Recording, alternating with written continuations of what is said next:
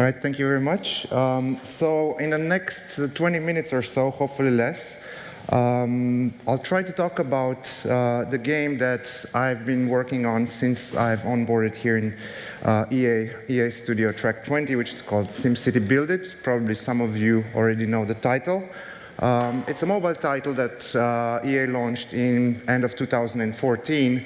It's still going strong, and I'll try to talk about on how, by using live services concepts, we were able basically to maintain the momentum of the title, all the way up to this day. And actually, we've been able to grow the title when it comes to footprint in terms of both engagement as well as revenue. And basically, what are some of the things that we were doing and concepts behind it. A little bit about me, why I'm having such a terrible to pronounce in English surname. I come from Slovenia. I'm a product manager in the studio, so working specifically on the title, and I was actually hired specifically for the role to manage live services from a product management perspective. I have a lot of previous experience in working in mobile. That was the second reason why people wanted me to get me on board, as well as a lot of entrepreneurial experience. And one of the reasons why I think the team was interested in me is that I used to do a lot of business-related roles. So that's me wearing a suit back a few years back. A little bit about the studio. It's EA's mobile-focused studio here, located here in Finland, basically comprised of a lot of veterans in the mobile and game development industry. Still quite small, so it's pretty cozy. I call it more like a little classroom, a little bit bigger classroom. So we managed to have also a lot of fun. And we're also growing, so if anybody is still interested to learn more after this presentation, feel free to let me know. Now, the way we are looking at a game launch today, especially in mobile, is that when you launch a game, it's the moment where you at least know your customers or your players. What do they want? How do they play the game? And also, it's the time when your game is at its worst. So that's kind of a mentality that we need to be looking at as live service managers, and basically find that opportunity that as time passes, we learn more about how players are playing our game through different sources, and then be able to respond to that through updates, through live tweaks, etc., etc.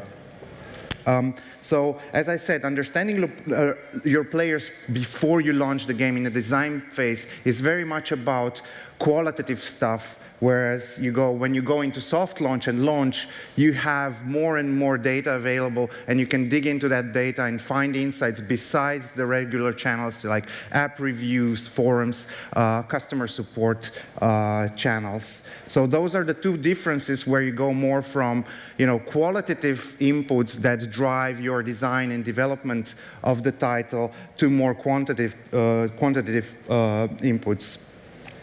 So for our game, I'm going to tell you a story on how we, first of all, from a content perspective, evolved the game over the past 3 years.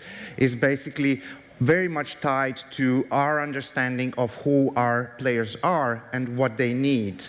Especially in a city builder, of course, our players have installed and went into the game with an aim basically to build cities, to unleash their creativity. So basically engaging in our basically typical produce, harvest, create loop to advance. And basically first year of the game was finding these new ways to customize your city. So for the designers, the challenge was, how do we introduce, how do we address that by creating new content, new specializations, new types of buildings, and introducing it through a game, through a series of updates. So we've basically introduced themed buildings, such as the players were able to now create, from a regular residential zones that look the same and are fairly, let's say, fairly universal. We allow them to build and customize their city with London,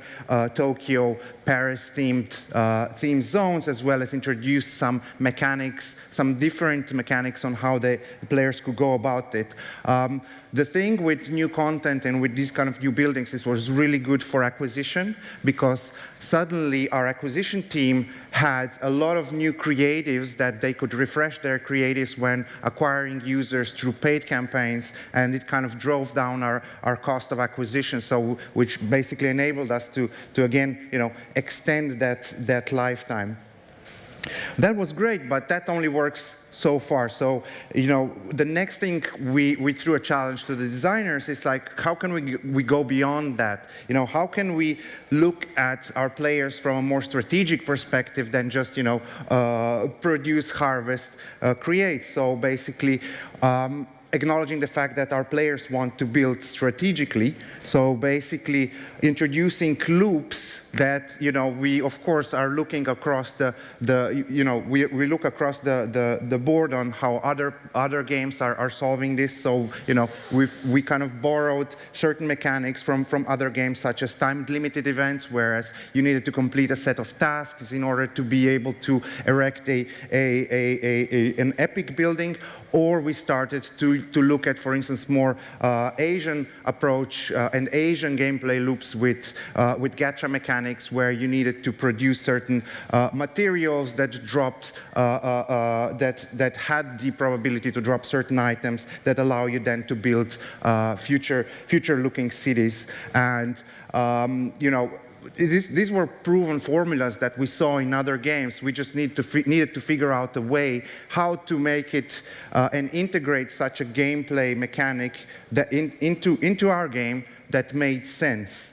And certainly, especially with the last one, with the Future Cities release, where we were borrowing and leaning on that gacha mechanic and research loop, we managed basically to really engage players. And this was a very late game feature, so it's level 30, so it required probably on average 30 days of gameplay for a player to reach that stage. So from that perspective, we were a bit kind of concerned, is this going to fly? But of course, having that, let's say, legacy of over a year of players kind of playing the game, and your daily active user base being comprised of a lot of players that have been around way from the beginning. So that kind of was something that surprised us, how responsive those players were to these new features. So there wasn't any concern. It's like, okay, we don't have anything in this release when we introduce these late game features for new players. However, we addressed something that end game players that were about to leave the game, that we got something to them. So the next stage, of course, is that we started to look on competitive gameplay, which was an element that was still missing after a year and a half to 2 years into the game. So that was kind of for us the major next step on how do we get a city builder into competitive mode. So the design challenge was basically how to apply this in a city builder, and we did it with a feature called Contest of Mayors. So where every mayor is basically competing by completing tasks and scoring points and competing against other mayors on a leaderboard. So it's a leaderboard type of mechanic that really brought the game into another level. Again, addressing those players that were basically long-term fans of the game, and kind of also changing the way they started to play the game and they started going about their game. Whereas, competing in the contest gave them enough resources and rewards and currency, etc., to then go and customize and further expand their city. So, players that are playing the game today they play it in a totally different manner. Even new players that we acquire, they play it in a different way, and they also monetize in a different way than players when we launched the game back in beginning, end of 2014. And then, of course, the current stage, or the last stage, was, of course, how do we go from that competitive gameplay also a little bit into that cooperative gameplay. So basically what we did, we introduced Mayor's Clubs, which enable basically players to trade with each other, which is in a builder, it's a very important feature. So for you to allow to trade and basically optimize your resources and your production chain. So it allows all sorts of new strategies, and then again, that propelled the game onto a new growth path. So from that perspective, you know, this is more about kind of how we optimized our design, art resources, QA, engineering resources, and how we basically created content and gameplay into the game. Now, the other tools that we use on an almost day-to-day basis are the so-called events. So we're able basically to do stuff in the game without you know, these are kind of events where you don't need to have special releases or updates in the App Store, where you don't need to go through long QA cycles, certifications, etc., but only using some tools, some backend tools you can create mini events in the game that really propel the game, whether it be engagement or monetization driven. You know, just as an example, we nowadays every year we do a Black Friday event, which is now a very kind of popular commercial event all around the globe that, you know, started in US, and now many of the mobile games do it. So, and I recommend if you're a game developer, it is a really good day to monetize and to bring engagement. So without any content, what we did is we just put some discounts on a set of different buildings across the game, and then we tinkered with some timers, so suddenly you don't need anymore to wait 8 hours to do a delivery, it's just 4 hours, etc. And then also combine that with some in-game offers, so basically with some SIM cash sales, so premium currency sales, and then package it into a little event, so basically send out in-game messages, push notes, worked on social, on our Facebook pages, and that really basically resounded well with our players, so really increasing KPIs across the board, whether it be engagement or monetization. Particularly, for instance, monetization in 2006, on that Black Friday day, we had our best revenue day ever. So, but that was done without any content, new content having to be introduced, just with the tools at hand. The other thing that we always do very actively and on an ongoing basis is A/B testing. We want to be optimizing the game, whether it's be for engagement or monetization. We want to be doing this on an ongoing basis. So as said, from an A/B testing perspective, we're firstly looking at, you know, what things can we optimize with A/B tests. And I said, you know, one thing is engagement. Can we increase engagement? Can we make, you know, the game play better for the player? Or can we make the game more attractive to convert, so for a player to be more willing to spend money on our game? So what we're doing usually is doing A/B testing on conversions of different soft to premium currency, on different pricing of certain items, timers. We do A/B testing on certain interstitial. How do we present offers to players? How do we have certain gameplay buttons look like? So we do these kind of things. We've done basically over 20, at the time of speaking, I think we're on our 32nd A/B test. So we usually have a few of them running, not too much, because we still need to be mindful of the resources, because they do require some thought and some preparation time, whether it be technical or analytical. So, and here's an example of an A/B test that we did earlier this year. It's about services pricing. So in our game, basically, the key pinch point is how you manage your services. So you need to provide services like fire to your Sims to be able basically to grow your city. And the pricing of that is it's a very sensitive subject that you always was a trade-off between monetization and engagement. Either you lost a player there or you gained a spender there. So with all of the evolution of the game that we were doing for the past 2.5 years, what we were able to do is say, we don't need to have such a strong pinch on monetization in the early game, so let's drop the prices in the game for the early buildings, so for the early gameplay, and then we can step it up later on as a player evolves. So this wouldn't have been possible without A/B testing and kind of having a hypothesis that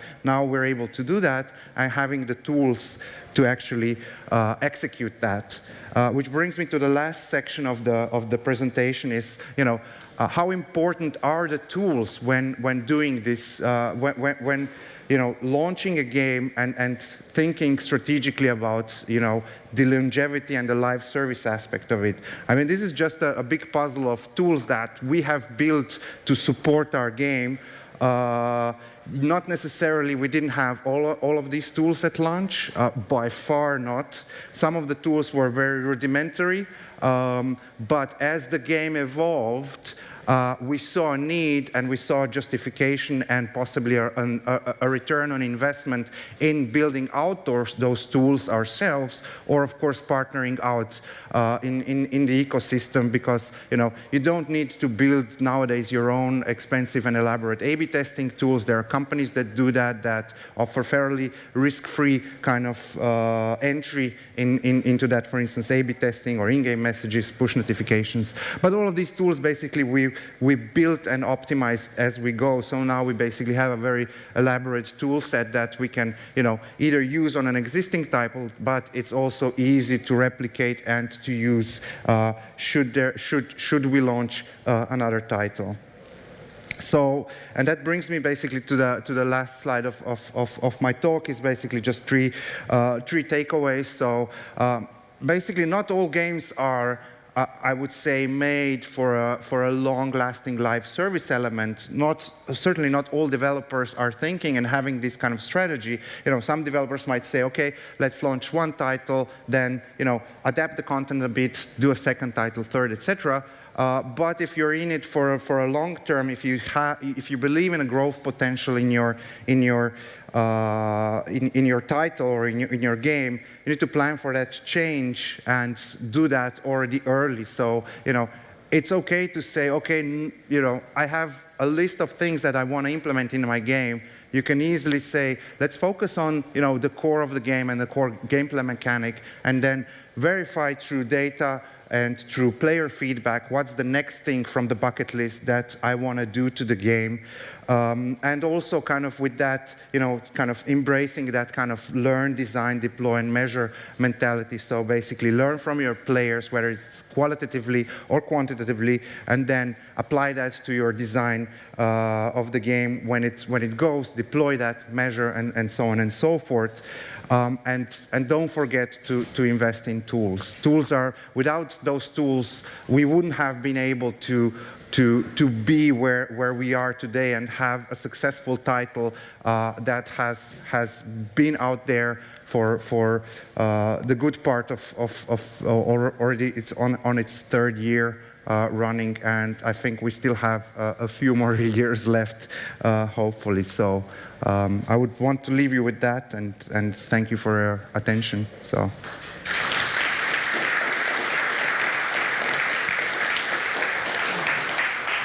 Thank you. And we do have a few minutes for questions, if there is any. Yes, of course it's all. I walk from there.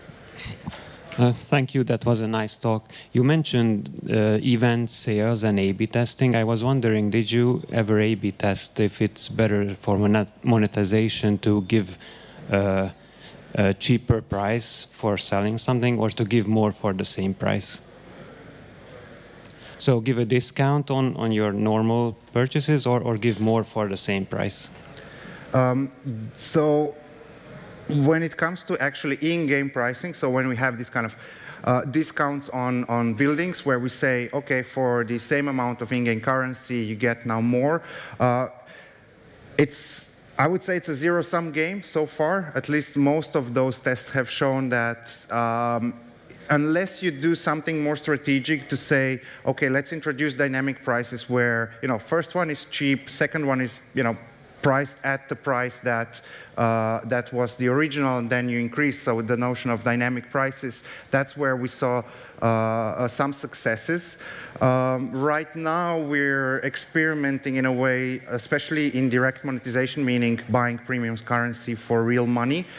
So far, we've been very much into offering discounts on premium currency, whereas now we go, and I think, most of the rest of the industry goes more into providing value. So saying, not discounting your premium currency, but rather saying, because you're a player in these levels, you'll get the same amount, for $5, you'll get this amount of premium currency, but you also get a building and you get a bunch of items. So basically, instead of going from discounts, you go from discounting, you go to value deals, and that's.